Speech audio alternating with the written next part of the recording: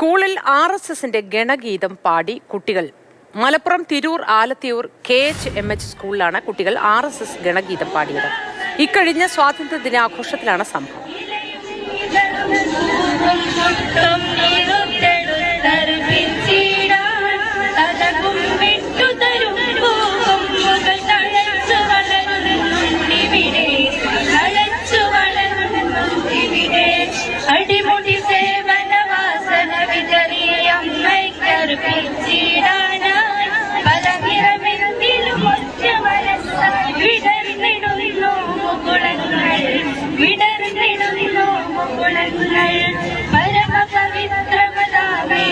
മുഹമ്മദ് ഷഹീദ് ചേരുന്നു വിശദവിവരങ്ങളുമായി.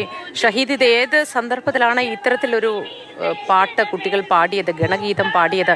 ഏതെങ്കിലും നിർബന്ധത്തിന്റെ പുറത്ത് പാടിയതാണോ? എന്താണ് വിശദാംശങ്ങൾ? ഈ സ്കൂൾ അധികൃതരോ കുട്ടികളോ ഒക്കെ നമ്മളോട് ഈ കാര്യങ്ങൾ വ്യക്തമാക്കിയിട്ടുണ്ടോ?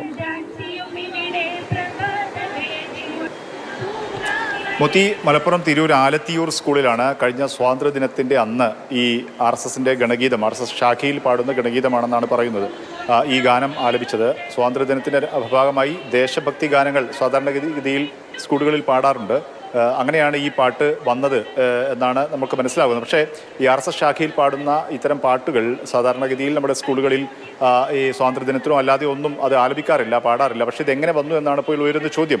അപ്പോൾ സ്കൂൾ അധികൃതരുടെ പ്രാഥമികമായ വിശദീകരണം, സ്കൂളിലെ പല ഗ്രൂപ്പുകൾ, വിദ്യാർത്ഥികൾ ചേർന്നുള്ള ചില ഗ്രൂപ്പുകളായി തിരിച്ചായിരുന്നു ഇങ്ങനെ പരിപാടി സംഘടിപ്പിച്ചിരുന്നത്. അങ്ങനെ ഒരു ഗ്രൂപ്പ് ഈ പാട്ട് തിരഞ്ഞെടുക്കുകയായിരുന്നു. ഇത് പരിശോധിക്കാനോ, ഇത് എവിടെ നിന്നാണ്, ഏത് തരത്തിലുള്ള പാട്ടാണെന്ന് പരിശോധിക്കാനോ അത് മാറ്റാനോ ഒന്നുമുള്ള സാവകാശമോ അതിനുള്ള സൗകര്യമോ കിട്ടിയില്ല എന്നാണ് സ്കൂൾ അധികൃതർ പ്രാഥമികമായി ഇപ്പോൾ വിശദീകരിക്കുന്നത്. ഏതായാലും DYFI ഉൾപ്പെടെയുള്ള സംഘടനകൾ ഇപ്പോൾ പ്രതിഷേധവുമായി രംഗത്ത് വന്നിട്ടുണ്ട്.